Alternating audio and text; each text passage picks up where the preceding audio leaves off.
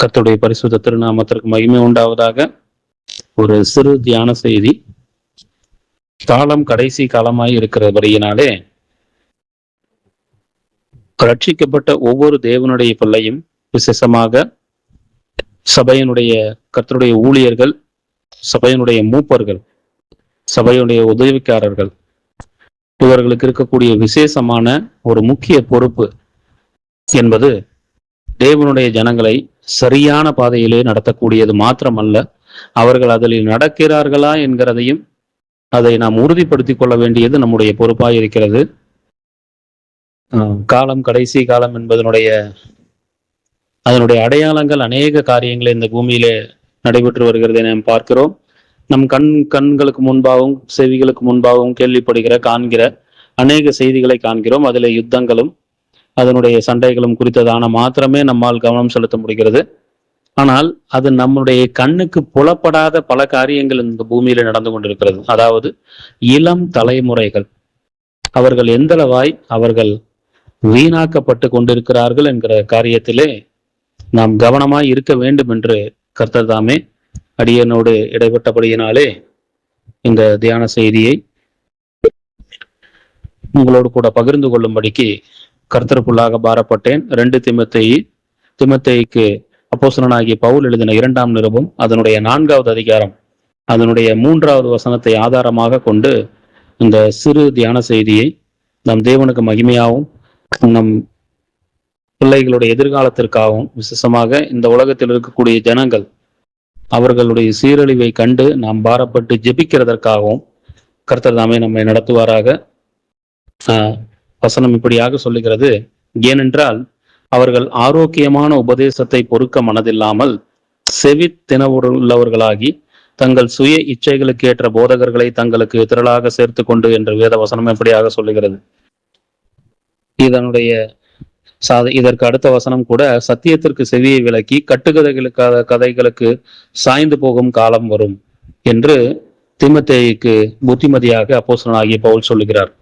இதை நாம் பொதுவாக எடுத்துக்கொள்ளும் பொழுது நம்முடைய கிறிஸ்தவ ஜனங்களுக்கு மத்தியிலே இது மாத்திரம் சொல்லப்பட்டது என்று நாம் பொதுவான நிலைமையிலே கருதலாம். ஆனால் இங்கே சொல்லப்பட்ட காரியங்களை குறித்து நாம் பார்க்கும் பொழுது, அவர் தீமோத்தேயுக்கு சபையினுடைய காரியங்களை சொல்லி இருந்தாலும் இது இப்பொழுது இருக்கக்கூடிய காலகட்டத்திற்கு தகுந்தாற் போல நாம் காணும் பொழுது, அவர்கள் அதாவது நமக்கென்று ஒரு சட்டமும் நமக்கென்று ஒரு நியாயமும் நமக்கென்று ஒரு எல்லையும் இருக்கக்கூடாது என்று இளம் தலைமுறையினர் அவர்கள் விரும்பக்கூடிய ஒரு வாழ்க்கை, தங்கள் இச்சைகளுக்கேற்ற ஒரு வாழ்க்கை. மனிதனுடைய இருதயத்தினுடைய அருவருப்பு நாம் எல்லோருக்கும் தெரிந்த ஒரு காரியம். இருதயத்தினுடைய அந்த அருவருப்புகள், நீதிமொழிகள் அதில் சொல்லுகிறது, அது இருதயத்துல அவனை நம்பாதே, இருதயத்துல 7 அருவருப்புகள் ஒன்று நீதிமொழிகளில் நாம் பார்க்கிறோம். 26, 25 அப்படியாக சொல்லுகிறது. அதையும் கூட பார்க்கலாம். நீதிமொழிகள் 26, 25. அவன் இதம் பேசினாலும் அவனை நம்பாதே, அவன் இருதயத்தில் 7 அருவருப்புகள் உண்டு என்று நாம் இங்கே காண்கிறோம்.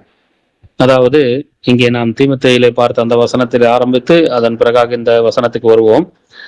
தீமோத்தேயுக்கு அவர் சொல்லும் பொழுது, அவர்கள் ஆரோக்கியமான உபதேசத்தை பொறுக்க மனதில்லை. அதாவது எந்த ஒரு சட்டதிட்டங்களோ, எந்த ஒரு வளர்ப்பு முறைகளோ, எந்த ஒரு கட்டுப்பாடுகளோ தனக்கு விருப்பம் இல்லாத ஒரு காரியம் என்பதை இன்றைய இளம் தலைமுறையினர் நிரூபித்திருக்கிறார்கள். அவர்களுக்கென்று எந்த ஒரு சட்டமும், எந்த ஒரு திட்டமும், கட்டுக்கோப்பும், ஒரு ஒழுக்கமான வாழ்வையும் அவர்கள் விரும்புவதில்லை. மனிதனுடைய இருதயத்தை குறித்து நாம் ஏற்கனவே பார்த்திருக்கிறோம். இருதயம் அது எவ்வளவு அருவருப்பாய் சகல நிலைமையிலும் அது திருக்குள்ளதும் கேடுள்ளதும் என்று நாம் வேதத்திலே காண்கிறோம். அதனுடைய சரியான அர்த்தத்தை நீங்கள் பார்க்கும் என்றால், மனிதனுடைய இருதயம் என்னும் அந்த புத்தகத்திலே, நாம் மக்களுக்காக கொடுக்கக்கூடிய அந்த புத்தகத்திலே அங்கு இருக்கக்கூடிய ஒவ்வொரு மிருகங்களுடைய குணாதிசயத்தை குறித்து அதில் விளக்கப்பட்டிருக்கிறதை காண்கிறோம். அதாவது ஒட்டுமொத்த உலகத்தினுடைய அருவருப்பும் ஒரு மனிதனுடைய இருதயத்திலும் சிந்தனையிலும் இருக்கும் என்று வேதம் தெளிவாக சொல்லுகிறது. அந்த சிந்தனையும் அந்த இருக்கக்கூடிய எண்ணங்களும் செயல்பாட்டுக்கு வந்த காலகட்டங்களாக நாம் காண முடியும். தற்காலத்திலே பழைய ஏற்பாட்டு காலம் முதற்கொண்டு இப்பொழுது இருக்கக்கூடிய காலகட்டங்கள் வரையிலும் அநேக பாவங்கள் இருந்தாலும், காலம் கடைசி காலம் என்பதனுடைய அடையாளம் அவர்கள் இருதயத்தில் எதை வாஞ்சிக்கிறார்களோ, அந்த பொல்லாத அருவருப்பு தங்களுடைய வாழ்க்கையாகவே இருக்க வேண்டும் என்று விரும்பக்கூடிய ஒரு தலைமுறை மத்தியிலே நாம் வாழ்ந்து கொண்டிருக்கிறோம். No rules, no boundaries. No rules, no boundaries. தங்களுக்கென்று எந்த ஒரு தடைகளோ எந்த ஒரு சட்டங்களோ இருக்கக்கூடாது. தங்களுடைய இச்சைகளுக்கு ஏற்ற வாழ்க்கை வாழ வேண்டும் என்பதை குறித்து வாழக்கூடிய சந்ததிகளின் மத்தியிலே இருக்கிறோம். அது மாத்திரமல்லாமல் புத்தி சொல்லுகிறவர்களை அந்த புத்தியை தள்ளிவிட்டு செவி தினவுள்ளவர்களாகி தங்கள் சுய இச்சைகளுக்கேற்ற போதகர்களை தங்களுக்கு அவர்கள் சேர்த்து கொள்ளுகிறார்கள், திரளாக சேர்த்து கொள்ளுகிறார்கள் என்று வேதம் சொல்லுகிறது. அதாவது தங்களுக்கென்று ஒரு தலைவர்களை அவர்கள் தேடிக்கொண்டு கொள்கிறார்கள். சத்தியத்திற்கு செவியை விலக்கி, அதாவது சொல்லக்கூடிய எந்த ஒரு புத்திமதியையும் அவர்கள் கேட்காமல், வரலாற்றினுடைய பக்கங்களையும் ஆராயாமல், பெரியோர்களுடைய பேச்சை தள்ளிவிட்டு எல்லா நிலைமையிலும் தங்கள் சுய இச்சைகளுக்கேற்ற ஒரு வாழ்க்கையை அவர்கள் விரும்புகிறார்கள். குடும்பம் முதலாவது பூமியிலே கடவுள் சிருஷ்டிப்பினுடைய அந்த காரியங்களை முடித்த பிறகு மனிதனை உண்டாக்கி அவனை குடும்பமாக்குகிறார்.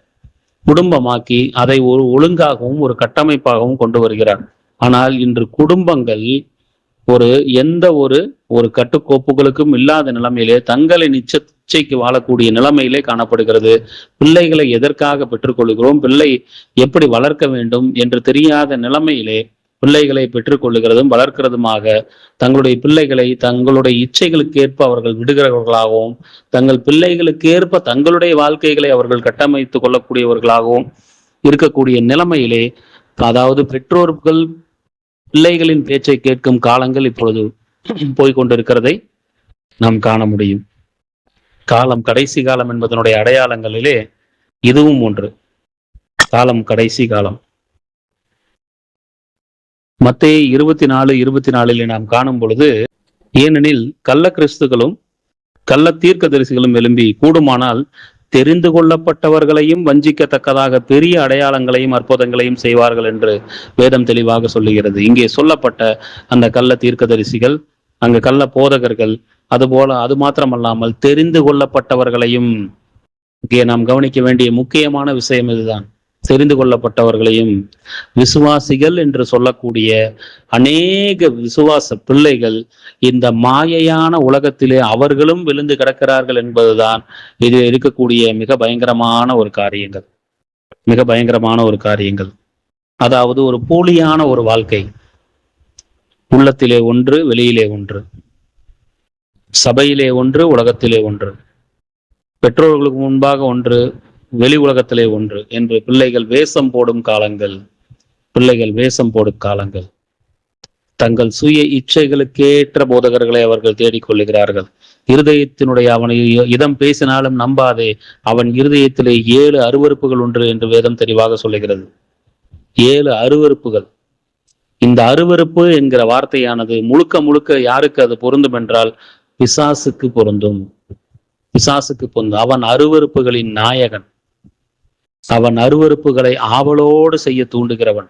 பாவத்தை ஆவலோடு செய்ய தூண்டக்கூடிய அந்த பயங்கரமான ஒரு காரியங்களை கொண்டு வரக்கூடியவன்.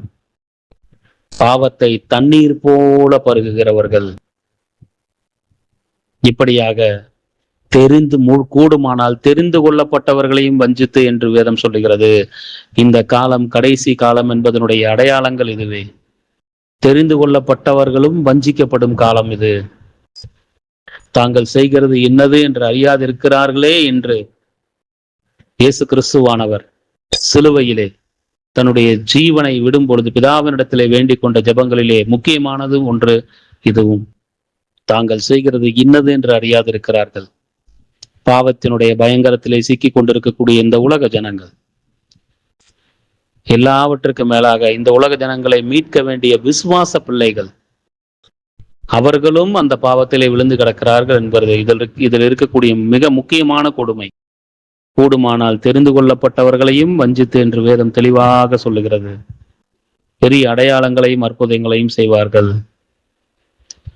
வஞ்சிக்கக்கூடிய உலகத்திலே வாழ்ந்து கொண்டிருக்கிறோம் என்கிறதை நாம் மறந்து விடக்கூடாது. தேவனுடைய ஜனங்களே, வஞ்சிக்கக்கூடிய உலகம், பொய்யை உண்மை போல காண்பிக்க கூடிய உலகம், தாங்கள் விரும்பக்கூடிய வாழ்க்கையை வாழ வேண்டும் என்று விரும்பக்கூடிய இருதயங்கள், தங்களுடைய இருதயத்தினுடைய இச்சைகளுக்கேற்ற போதகர்களை அவர்கள் தேடிக்கொள்வது மாத்திரமல்லாமல், அந்த இருதயத்தினுடைய இச்சை என்னவென்றால் சகல கேடும், வஞ்சிக்கிறதற்கு ஏதுவான பயங்கரமான பாவமான காரியங்கள், இருதயத்தினுடைய அருவருப்புகளை அப்படியே வெளியிலே கொண்டு வந்து அதையே வாழ்க்கையாக வாழ வேண்டும் என்று விரும்பக்கூடிய ஒரு உலகத்திலே நாம் வாழ்ந்து கொண்டிருக்கிறோம். No rules, no boundaries,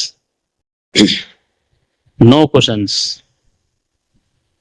no rules, no boundaries, no questions. இப்படிப்பட்ட ஒரு வஞ்சகமான உலகத்திலே நாம் வாழ்ந்து கொண்டிருக்கிறோம். இதிலே விசுவாச பிள்ளைகளும் மயங்கி கிடக்கிறார்கள் என்கிற அந்த கொடுமை, அவர்களுக்காக ஜெபிக்க வேண்டிய விசுவாச பிள்ளைகள் அவர்களே அந்த பாவத்தை அவர்கள் செய்து அதிலே விழுந்து கிடக்கக்கூடிய அந்த கொடுமையை இந்த காலகட்டங்களிலே நாம் காண முடியுது. யாரை மீட்பதற்காக ஜெபிக்க போகிறோம்? இந்த உலக ஜனங்களை மீட்பதற்காக ஜெபிக்க போகிறோமா? விசுவாச பிள்ளைகளுக்காக ஜெபிக்க போகிறோமா? இல்லை நாம் இதில் விழுவாதபடிக்கு நாம் ஜெபிக்க போகிறோமா? ஒவ்வொரு கர்த்தருடைய ஊழியருக்கும், ஒவ்வொரு சபை மூப்பரும், ஒவ்வொரு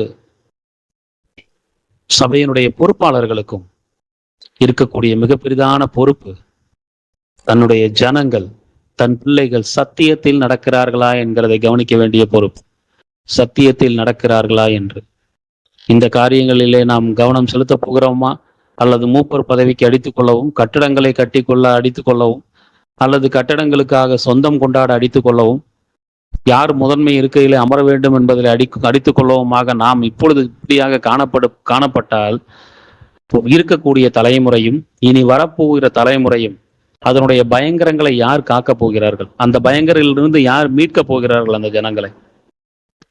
இங்கே நமக்கு அடித்துக் கொள்ளவே நேரம் சரியாக இருக்கும் பொழுது தன்னுடைய மந்தையை குறித்து எந்த மேய்ப்பனுக்கு கவலை இருக்கிறது? தன் மந்தையை குறித்து மேய்ப்பனுக்கு கவலை இருக்க வேண்டும் என்று வேதம் திட்டமாக சொல்லுகிறது. முன்பு தேவனுடைய ஜனமே, உன்னுடைய பொறுப்பு எவ்வளவாய் இருக்கிறது என்பதை உணர்வாயா? காலம் கடைசி காலம். நம் வீட்டு பிள்ளைகளும் வஞ்சிக்கப்படும் காலமாய் இருக்கிறது. கூடுமானால் தெரிந்து கொள்ளப்பட்டவர்களையும் வஞ்சித்து என்று வேதம் தெளிவாக சொல்லுகிறது. கடைசியாக உன் பிள்ளைகளை, உன் சொந்த சரீரத்துக்குரிய உன் சொந்த பிள்ளைகளை மீட்கவே நீ போராட வேண்டிய சூழ்நிலை வந்தாலும் ஆச்சரியப்படுவதற்கில்லை. பெற்றோரின் பேச்சை கேட்காத பிள்ளைகள், தன் சுய இஷ்டத்துக்கு தெரியவிடக்கூடிய பிள்ளைகள் இன்று எத்தனை பிள்ளைகளை பார்த்து பெற்றோர்கள் பயப்படும் காலத்திலே நாம் வாழ்ந்து கொண்டிருக்கிறோம். பிள்ளைகளின் பேச்சை பெற்றோர்கள் கேட்கும் காலத்திலே நாம் வாழ்ந்து கொண்டிருக்கிறோம். தன் இஷ்டத்திற்கு விடப்பட்ட பிள்ளையோ தன் தாய்க்கு வெட்கத்தை உண்டு பண்ணுகிறான் என்று வேதம் தெளிவாக சொல்லுகிறது. தேவனுடைய சமூகத்திலே அவரிடத்திலே கணக்கு ஒப்புவிக்கப்பட வேண்டியவர்களாய் நாம் இருக்கிறோம். சமுதாயம் எந்தளவாய் சீரழிந்து கொண்டிருக்கிறது. சமுதாயம் எந்தளவாய் சீரழிந்து கொண்டிருக்கிறது. அந்த சமுதாயத்தை காக்க வேண்டிய நம் பிள்ளைகள் அந்த சீரழிவோடு கூட சேர்ந்து அவர்களும் சீரழிந்து கொண்டிருக்கிறார்கள் என்கிற கொடுமையை கண்ணிலே காணும் முன்பாக உங்களுடைய சொந்த பிள்ளைகளை சத்தியத்திலே நடத்துங்கள். உங்கள் சொந்த பிள்ளைகள் சத்தியத்திலே நடக்கிறார்களா என்கிறதை உறுதி செய்து கொள்ளுங்கள். உங்களுடைய சொந்த சபை மக்கள் சத்தியத்திலே நடக்கிறார்களா என்று உறுதி செய்து கொள்ளுங்கள். வேதம் தெளிவாக சொல்லுகிறது. ஏனெனில் கள்ள கிறிஸ்துக்களும் கள்ள தீர்க்கதரிசிகளும் எழும்பி கூடுமானால் தெரிந்து கொள்ளப்பட்டவர்களையும் வஞ்சிக்கத்தக்கதாக பெரிய அடையாளங்களையும் அற்புதங்களையும் செய்வார்கள். பெரிய அடையாளங்களையும் அற்புதங்களையும் செய்வார்கள். ஏனென்றால் அவர்கள் ஆரோக்கியமான உபதேசத்தை பொறுக்க மனதில்லாமல் செவித்தின உள்ளவர்களாகி தங்கள் சுய இச்சைகளுக்கு ஏற்ற போதகர்களை தங்களுக்கு திரளாக சேர்த்து கொண்டு சத்தியத்திற்கு செவியை விலக்கி கட்டுக்கதைகளுக்கு சாய்ந்து போகும் காலம் வரும். நீயோ எல்லாவற்றிலும் மனத்தெளிவுள்ளவனாயிரு, தீங்கு அனுபவி, சுவிசேஷகனுடைய வேலையை செய், உன் ஊழியத்தை நிறைவேற்று. ஆம் தேவனுடைய ஜனமே, உன்னுடைய ஊழியத்தை நிறைவேற்று. சுவிசேஷகனுடைய வேலையை நீ செய்யாமல் கட்டிடம் கட்டவும், கட்டிடத்துக்கு அடித்துக் கொள்ளவும், சபையிலே முதல் மரியாதைக்கு அடித்துக் கொள்ளவும், முதலில் அமரக்கூடிய ஆசனங்களுக்கு அடித்துக் கொள்ளவும், அதே போல பதவிகளுக்கு அடித்துக் கொள்ளவும், அந்த சொத்தை காத்து கொள்ளவும், அதை அடுத்தவர்கள் கைக்கு போகாமல் அது தலைமுறையாக பரம்பரை சொத்தாக்கவும், இப்படியாக நம்முடைய எண்ணங்களும் சிந்தனைகளும் சென்று கொண்டிருக்குமானால் வரப்போகிற நம் கர்த்தருக்கு நாம் என்ன பதிலை நம்மிடத்துல வைத்திருக்கிறோம்? கண்களுக்கு முன்பாக அழிந்து கொண்டிருக்கக்கூடிய சந்ததி, சினிமாவினாலே கட்டப்பட்டு இருக்கக்கூடிய சந்ததி, செல்போனினாலே பிடிக்கப்பட்டு கொண்டிருக்கக்கூடிய சந்ததி, எல்லா நிலைமையிலும் அவர்கள் வஞ்சிக்கப்பட்டு அவர்கள் ஒரு மாயையான உலகத்தை நிஜமான உலகமாக்க விரும்புகிறார்கள். இருதயத்தினுடைய அருவருப்புகள் எல்லாவற்றையும் தன்னுடைய வாழ்க்கையாக வாழ விரும்புகிறார்கள். No rules, no boundaries, no questions. அன்பு சுவிசேஷகனே, சுவிசேஷகனுடைய வேலையை செய், உன் ஊழியத்தை நிறைவேற்று, உன் ஊழியத்தை நிறைவேற்று.